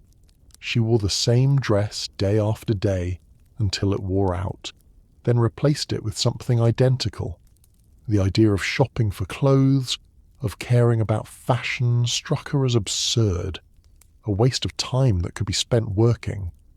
Indeed, Marie's relationship with domestic life was complex and telling. She was married, a mother of 2 daughters, and she did her best to fulfill those roles, but they were never her primary identity. She cooked because her family needed to eat, but she cooked the same simple meals repeatedly, refusing to waste time on elaborate recipes. Bread, soup, vegetables, occasionally fish or meat. That was the extent of her culinary repertoire. When Pierre was alive, he had sometimes gently suggested that she might vary the menu occasionally. She would look at him with genuine incomprehension. Why change something that worked? She cleaned the apartment with the same mechanical efficiency, doing what was necessary to maintain basic hygiene and order, nothing more. There were no decorative touches, no curtains or cushions, no pictures on the walls beyond a few photographs of family. The apartment was clean but stark, furnished with the bare minimum. Every object had a purpose. Beauty for its own sake held no appeal. Her daughters, Irene and Eve, grew up understanding that their mother loved them fiercely, but that her work came first, always. Marie would spend time with them in the evenings, teaching them, reading to them, checking their homework with the same meticulous attention she brought to her experiments. But her mind was often elsewhere, already planning the next day's work, thinking through experimental problems. Irene, the older daughter, understood this better than Eve. Irene was drawn to science from an early age, and she and Marie communicated most deeply through scientific discussions. Eve, who had become a musician and writer, sometimes felt like a puzzle to her mother, someone whose interests and abilities Marie respected but could not quite understand. How could anyone prefer music to mathematics? Marie's daily routine, when she was working on a major research project, was punishing. She would wake before dawn, often at 5 a.m, and lie in bed for a few minutes planning the day's work. Then she would rise, dress in her work clothes, which were permanently stained with chemical residues, and have a simple breakfast of bread and coffee. By 7, she would be in the laboratory. In the years when she worked in the shed with Pierre, this meant walking through the streets of Paris in the pre-dawn darkness, arriving before anyone else. She would light the lamps, check on experiments that had been running overnight, and begin the day's work. When Pierre was alive, he would arrive shortly after, and they would work together, often in companionable silence, each understanding what the other was doing without needing to explain. The work itself was often tedious and physically demanding. When she was isolating radium, she spent entire days stirring enormous vats of boiling liquid, a task that required constant attention and tremendous physical strength. The iron rod she used for stirring was nearly as tall as she was and almost too heavy to lift. But she would stir for hours, her arms aching, her back screaming in pain, never pausing, never complaining. She would work straight through until early afternoon, perhaps pausing to eat a piece of bread or an apple, then continue until 5 or 6 in the evening. Only then would she return home for dinner with her family. After dinner, she would spend an hour or two with her daughters, then retreat to her study to work on calculations or write up her results. She rarely went to bed before midnight, giving her perhaps 5 or 6 hours of sleep before beginning again. This schedule continued day after day, week after week, month after month.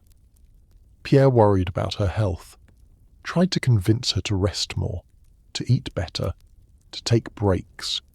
She would agree, promise to be more careful, then return to the laboratory the next day and work just as hard. What drove her? It was not ambition in the conventional sense. Marie was not seeking fame or glory. In fact, she actively avoided publicity, finding it irritating and distracting. Money did not motivate her. She and Pierre gave away the patent for radium isolation that could have made them wealthy. Recognition from other scientists pleased her, but it was not her goal. No, what drove Marie was something simpler and more profound. The pure intellectual joy of discovery, the satisfaction of solving a problem, the thrill of understanding something that had never been understood before. When she successfully isolated a fraction more radioactive than the one before, when she measured an atomic weight with greater precision, when she understood a phenomenon more clearly, she experienced something close to ecstasy. Pierre understood this about her, shared it.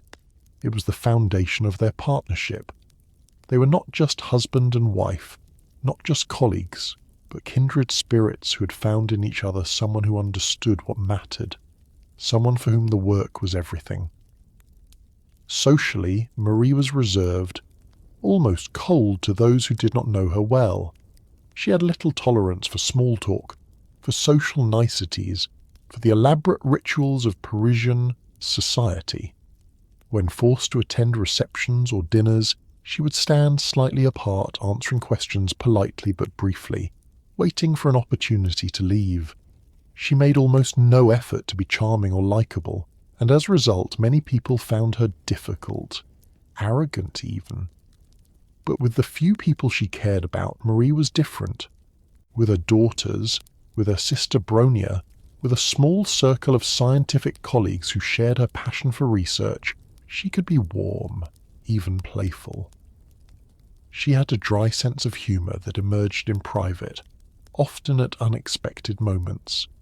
She could laugh at absurdity, including the absurdity of her own life. A poor Polish woman who had somehow ended up teaching at the Sorbonne and winning Nobel Prizes. With Pierre before his death, she had been most fully herself.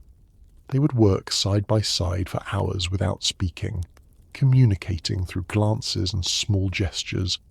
Then suddenly one would think of something and they would talk for hours, interrupting each other, finishing each other's thoughts, arguing about interpretations, agreeing on next steps. It was a marriage of minds as much as hearts, and when Pierre died, Marie lost not just a husband, but the only person who truly understood her. Her relationship with Poland remained central to her identity throughout her life, even though she lived in France. She named the first element she discovered polonium after her lost homeland. She taught her daughters Polish, insisted they be proud of their heritage. When Poland finally regained independence after World War I, Marie wept with joy. The only time her daughters could remember seeing her cry except when Pierre died. She maintained correspondence with Polish scientists, supported Polish students studying in Paris, contributed money. She had very little money to give to causes supporting Polish education and culture. France gave her the opportunity to become a scientist, but Poland remained her emotional homeland. Marie's personality was shaped by the hardships she'd endured. The years of poverty as a student, sleeping in an unheated garret, going hungry to save money for books, had taught her that she could survive on almost nothing, that physical comfort was dispensable. The years as a governess, watching Kazimierz Żurawski choose his family's money over her, had taught her that she could depend only on herself, that romantic love was unreliable. The death of her mother and sister when she was young, the loss of Pierre when she was still relatively young, these tragedies had taught her that nothing was permanent, that everyone you loved could be taken from you without warning. This knowledge made her fiercely protective of her daughters, but also emotionally guarded. She'd been hurt too many times to risk opening herself fully to others. Yet there was also a stubbornness in Marie, an absolute refusal to accept defeat or limitation. When told women could not study at university, she found a way to study anyway. When told she could not access certain laboratories or equipment, she improvised, she made do, she found alternative methods. When her husband died and everyone expected her to collapse, to retire from science, to live quietly as a widow, she instead became a professor and kept working. This stubbornness sometimes manifested as inflexibility. Marie could be harsh in her judgments, unwilling to compromise on matters of principle, impatient with people who did not share her dedication. She had little sympathy for weakness or laziness. She had worked herself nearly to death, had sacrificed comfort and health, and sometimes her relationship with her daughters for her research. She expected others to show similar dedication, but this same inflexibility made her incorruptible. She could not be bought, could not be flattered into compromising her scientific integrity, could not be intimidated into silence. When she reported results, they could be trusted absolutely. When she trained students, she demanded the higher standards. The work had to be perfect, or it was worthless.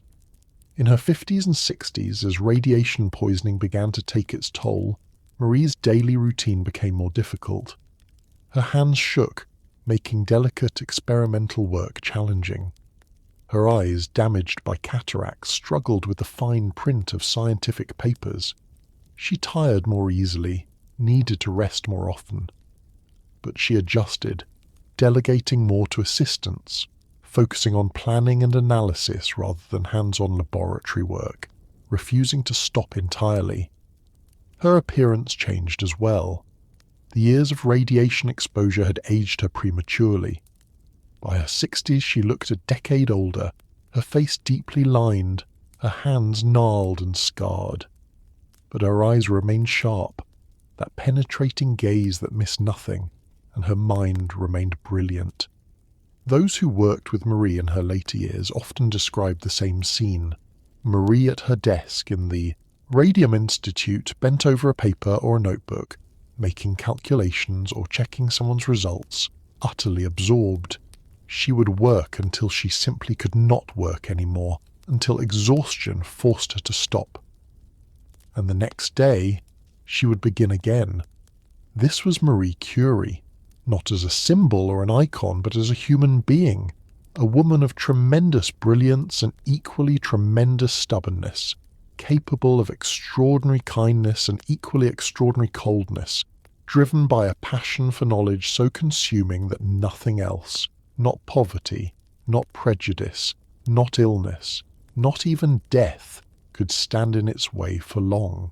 Now, with this understanding of who Marie was, we can return to the story of her life after the Nobel Prize, understanding better both her triumphs and her tragedies.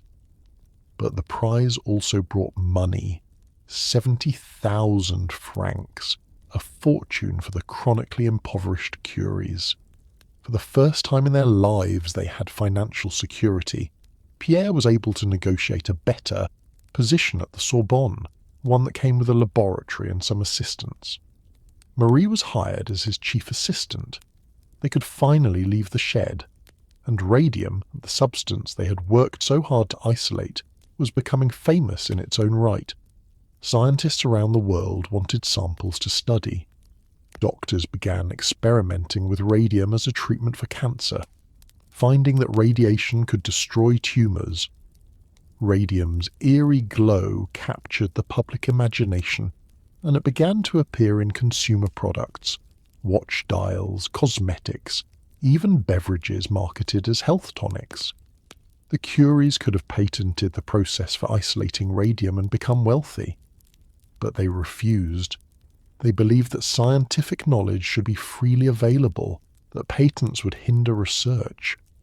They published their methods in detail and freely shared samples with any scientist who requested them. It was a principled decision, but it also meant they would never profit from the radium boom. While others made fortunes manufacturing and selling radium, the Curies remained relatively poor, living on their modest academic salaries. But wealth had never been their goal. They wanted only to work, to discover, to push forward the boundaries of knowledge, and for a few more years they would have that chance. In December 1904, Marie gave birth to her second daughter, Eve. Unlike Irene, who would follow her parents into science and win her own Nobel Prize, Eve would become a writer and pianist, eventually writing a beautiful biography of her mother. The years after the Nobel Prize should have been triumphant. The Curies were famous, their work was recognized, they had resources they had never had before, but shadows were gathering. Both Marie and Pierre were chronically ill. They were constantly tired, plagued by mysterious pains, burns on their hands that would not heal. They attributed this to overwork, to the stress of their research. They did not understand that they were suffering from radiation poisoning, that years of exposure to radioactive materials were destroying their bodies at the cellular level. Pierre was particularly affected. He suffered from terrible bone pain, especially in his legs. Some days he could barely walk. His hands shook and he had difficulty sleeping. He aged rapidly, looking decades older than his years, but they kept working. In the spring of 1906, Pierre was offered a professorship at the Sorbonne, a position of genuine prestige. He accepted, grateful for the salary and the laboratory space that came with it.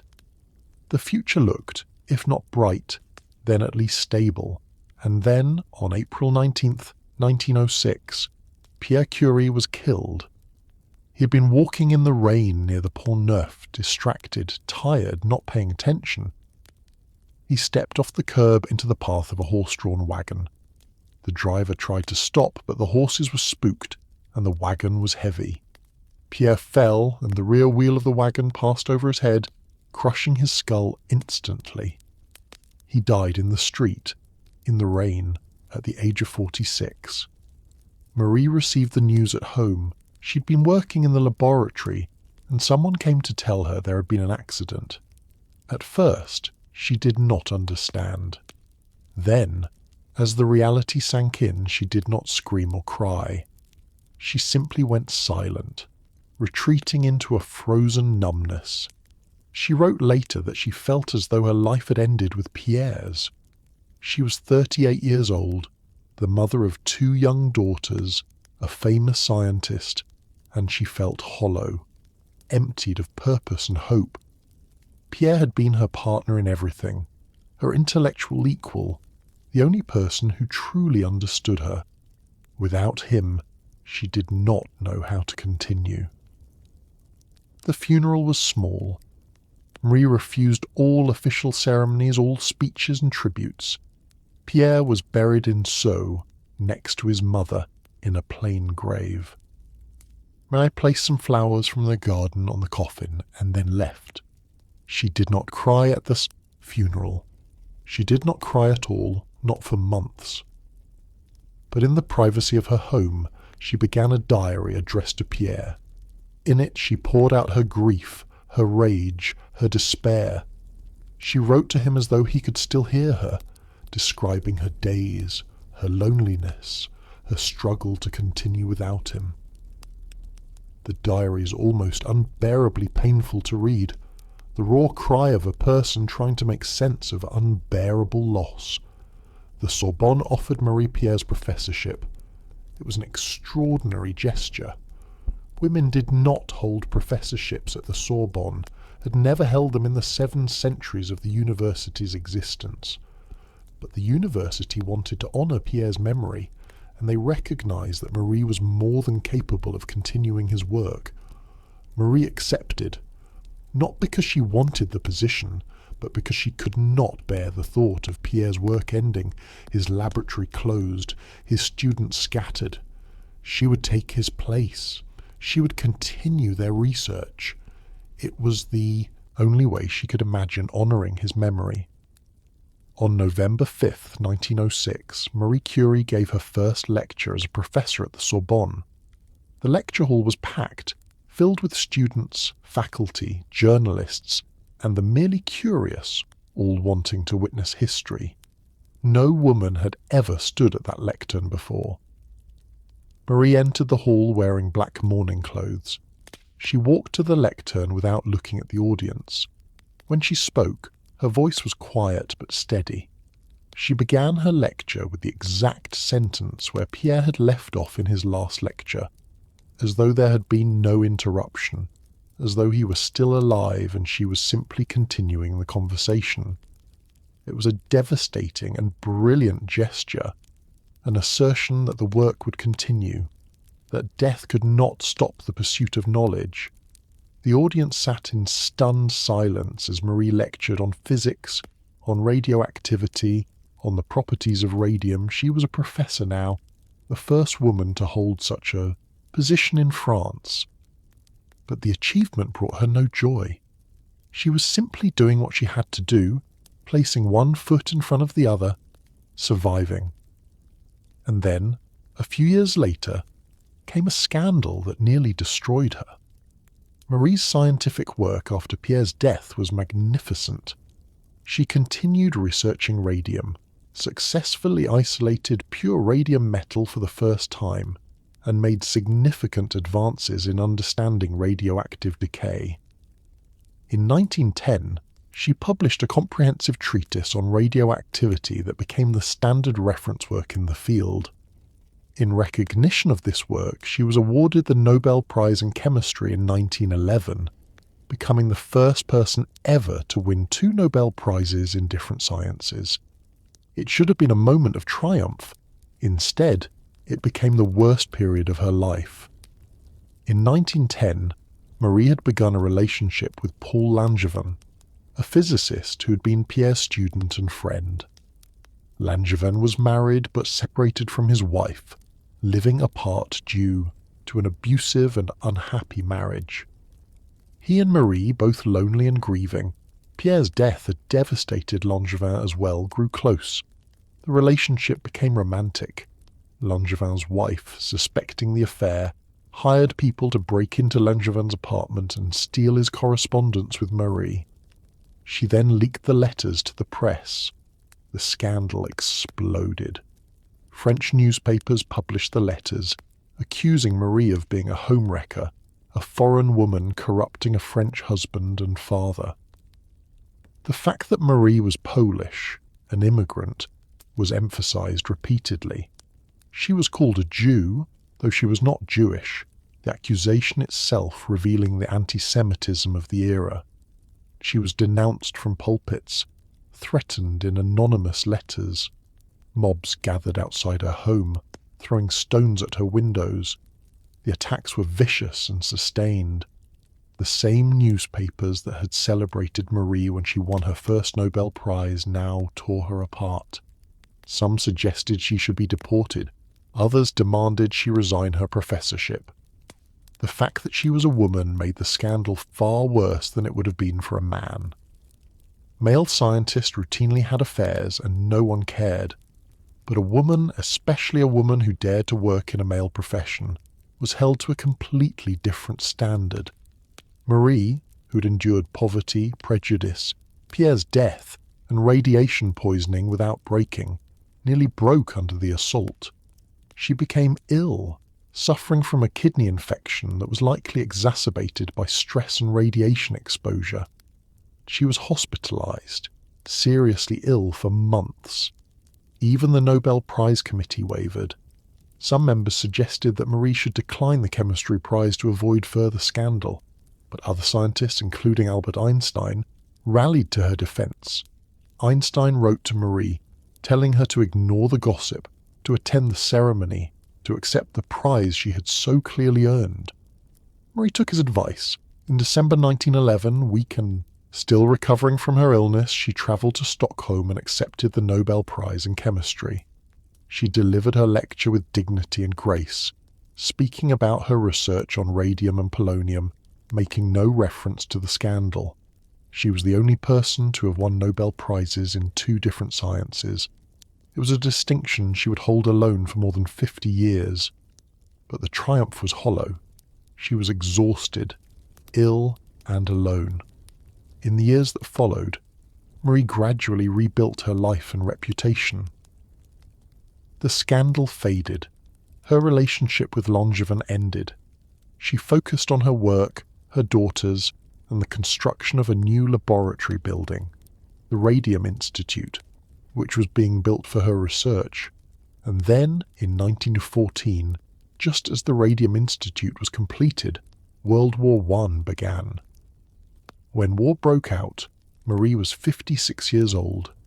She could have evacuated Paris, taken her daughters to safety, sat out the war in some quiet corner of France. Instead, she decided to contribute to the war effort in the most direct way she could imagine, by bringing X-ray technology to the battlefield.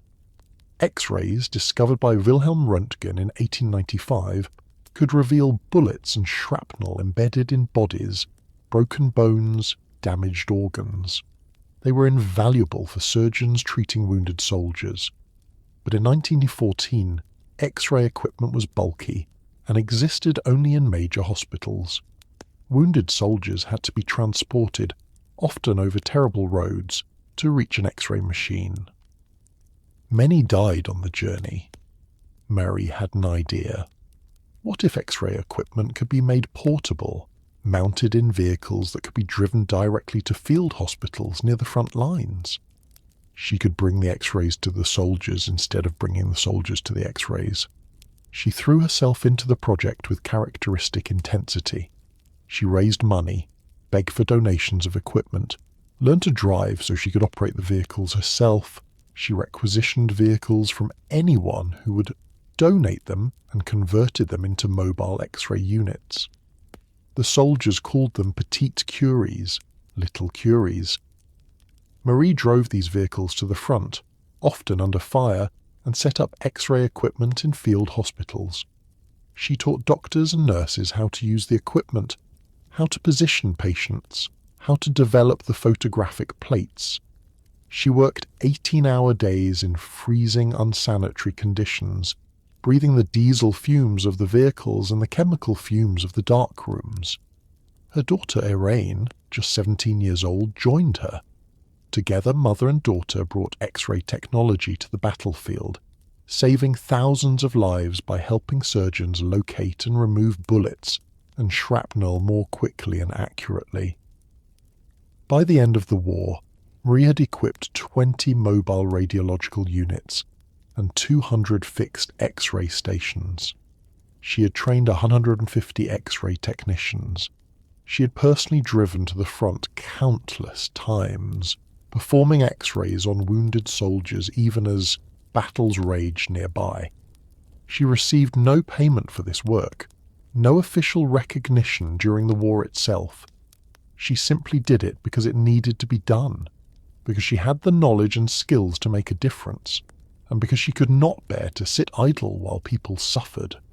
After the war ended in 1918, Marie returned to the Radium Institute and her research. She was 61 years old, exhausted, and increasingly ill. The years of radiation exposure were taking their toll. She suffered from cataracts, her vision growing progressively worse. Her hands were scarred and damaged from handling radioactive materials. She had chronic anemia, frequent fevers, persistent fatigue. But she kept working. She trained students, supervised research, wrote papers, gave lectures. The Radium Institute became a world centre for radioactivity research, attracting scientists from around the globe. Marie presided over it with the same meticulous attention to detail she brought to her experiments. In 1921, Marie made a trip to the United States, invited by an American woman named Marie Mattingly Melanie, who had organised a fundraising campaign to buy Marie 1 gram of radium for her research. Radium was now expensive, too expensive for Marie to purchase on her own, and she needed it to continue her work. The trip was a triumph. Marie was greeted as a hero, a pioneering woman scientist who had overcome immense obstacles. She met President Warren G. Harding, who presented her with a gram of radium in a small lead-lined container. She toured universities, gave lectures, and inspired a generation of young American women to pursue science. But the trip also exhausted her.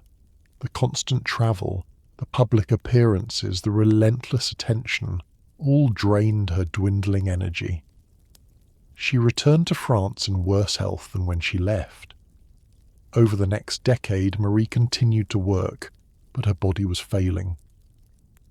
The cataracts in her eyes grew worse, and she underwent several painful eye surgeries. Her hearing declined. She suffered from dizzy spells and had difficulty walking. Her hands shook, making laboratory work increasingly difficult. She knew she was dying, though she may not have understood exactly what was killing her. The concept of radiation poisoning was not well understood even by the 1920s. Marie had spent decades handling radioactive materials with no protection, breathing radioactive dust, working in contaminated environments. Her body had absorbed enormous doses of radiation, enough to cause catastrophic cellular damage. In the spring of 1934, Marie travelled to a sanatorium in San Selemos in the French Alps, hoping the mountain air would help her recover from what she believed was tuberculosis or pneumonia. But her condition only worsened. She ran fevers, grew weaker, could barely eat. On July 4th, 1934, at 9:30 in the morning, Marie Curie died. She was 66 years old. The death certificate listed the cause as aplastic, anemia, a condition where the bone marrow stops producing blood cells. But the true cause was radiation poisoning. Decades of exposure that had destroyed her bone marrow and her immune system. Irene and Eve were with her at the end. Marie's last recorded words were asking for her laboratory notebooks, wanting to review some data even as she lay dying. Her final thoughts were of the work, always the work. The funeral was held on July 6, 1934 in Sceaux, where Pierre was buried. Marie was laid to rest beside him in the same simple grave. The ceremony was small and private, just family and a few close colleagues. There were no official state honours, no grand speeches. Marie, who had lived a life of relentless work and minimal ceremony, was buried the same way. But the story does not end there. In 1995, 61 years after her death, Marie and Pierre Curie were moved to the Pantheon in Paris, France's great national mausoleum, where the country's most honoured citizens are buried. Marie became the first woman to be interred there on her own merits, not merely as the wife of a great man. The ceremony was grand and solemn. Their coffins, which had to be lead-lined because they remained radioactive, were carried through the streets of Paris and placed in the Pantheon's crypt, alongside Victor Hugo, Voltaire, Rousseau, and other giants of French culture. Marie Curie's laboratory notebooks are still stored at the Bibliothèque Nationale in Paris, but they must be kept in lead-lined boxes. They remain so radioactive that researchers who wish to consult them must sign a liability waiver and wear protective equipment. The pages glow faintly even now, more than a century after Marie wrote on them. What is the legacy of Marie Curie? It is vast and multifaceted, touching science, medicine, and society itself. Her scientific contributions were transformative. She discovered two new elements, polonium and radium. She coined the term radioactivity and proved it was an atomic property, fundamentally changing our understanding of matter. She showed that atoms were not indivisible, but had internal structure, paving the way for quantum physics and nuclear energy. Her daughter Irene would continue this work, discovering artificial radioactivity and winning her own Nobel Prize in Chemistry in 1935. Her medical legacy is equally profound. Radium and other radioactive materials became crucial tools in cancer treatment. Radiation therapy, one of the main treatments for cancer today, descends directly from Marie's work. The mobile X-ray units she developed during World War I saved countless lives and established the importance of medical imaging in emergency care. But perhaps her greatest legacy is symbolic. Marie Curie proved that women could do science at the highest level, that genius had no gender. She did this not by asking for permission or waiting for society to change, but by simply doing the work, producing results so undeniable that even the most prejudiced had to acknowledge them. She faced obstacles that would have stopped almost anyone else. She grew up in an occupied country where she could not attend university. She was poor, so poor she nearly starved as a student. She was a woman in a profession that barely tolerated women. She was an immigrant in a country that viewed foreigners with suspicion. She worked in a freezing shed with primitive equipment, and she won 2 Nobel Prizes, discovered 2 elements, founded an entirely new scientific discipline, saved thousands of lives in wartime, and trained a generation of scientists who carried on her work. She did this while raising 2 daughters, largely alone after Pierre's death. She did this while enduring a vicious public scandal that would have broken many people. She did this while her body was slowly being destroyed by the very radiation she had discovered. Marie Curie's life was not easy or comfortable. She sacrificed much, her health, her privacy, years of crushing poverty and exhausting work. But she never sacrificed her integrity, her commitment to science, or her belief that knowledge should be freely shared for the benefit of humanity. In the Pantheon in Paris, her tomb bears a simple inscription, Marie Curie, 1867 to 1934. No titles, no honours listed, just her name and the years of her life. It is fitting, perhaps, for a woman who cared nothing for honours and everything for the work. But the work speaks for itself.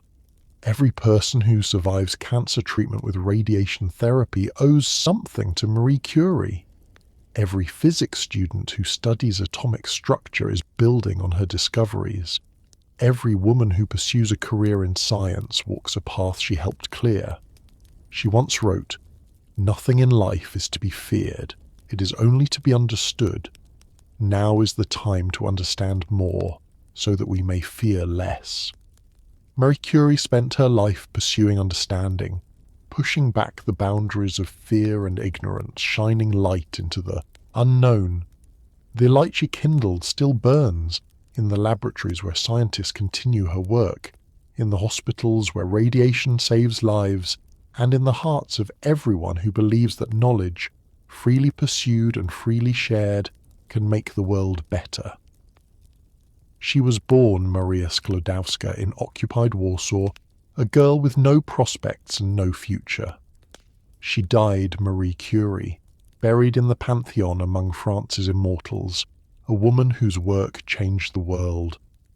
The impossible became possible because she refused to accept impossibility.